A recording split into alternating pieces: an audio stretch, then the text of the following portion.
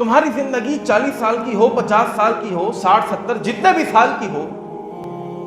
تمہاری زندگی کا سفر جب ختم ہونے لگے اور ملک الموت تمہارے پاس آ جائے، ملک الموت کے آنے کے بعد جب اس کو تم دیکھ لو اپنی نگاہوں سے، تو کیا تم اس کو اپنی روح نکالنے سے روک سکتے ہو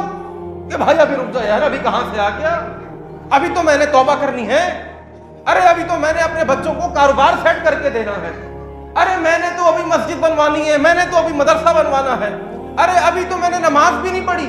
ارے میں نے تو پچھلے سال رمضان کے روزے نہیں رکھے تھے، بھائی رک جا ابھی نہیں اٹھا یار، مجھے صبر کر جا۔ سوال یہ ہے، انسان کو اپنی زندگی کا معلوم نہیں ہے۔ ابھی ہم جمعے کی نماز پڑھیں، جمعے کے بعد عصر تک کی مہلت ملے نہ ملے کسی کو پتہ نہیں ہے۔ سوال یہ ہے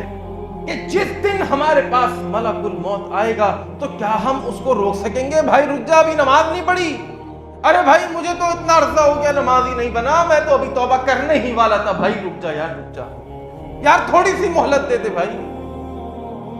اللہ کا اصول یہ ہے، رب فرماتا ہے وَلَٰكِن يُؤَخِّرُهُمْ إِلَىٰ أَجَلٍ مُّسَمًّى، مہلت دی ہوئی، ٹائم دیا ہوا ہے، لکھا ہوا ہے، ٹھیک ہے بیٹا 25 سال ہو گئے نا، بڑی جوانی چڑھ رہی ہے، 30 سال 35 سال ہو گئے، بڑی جوانی آ رہی ہے، بڑی اکڑ آ رہی ہے، بڑی بدماشی آ رہی ہے، اللہ بھی اس وقت کچھ نہیں کرے گا، ٹھیک ہے مہلت ہے، کر لے جو کرنا ہے، کتنی اکڑ دکھانی ہے، کتنی توانائی ہے، کتنی ہمت ہے،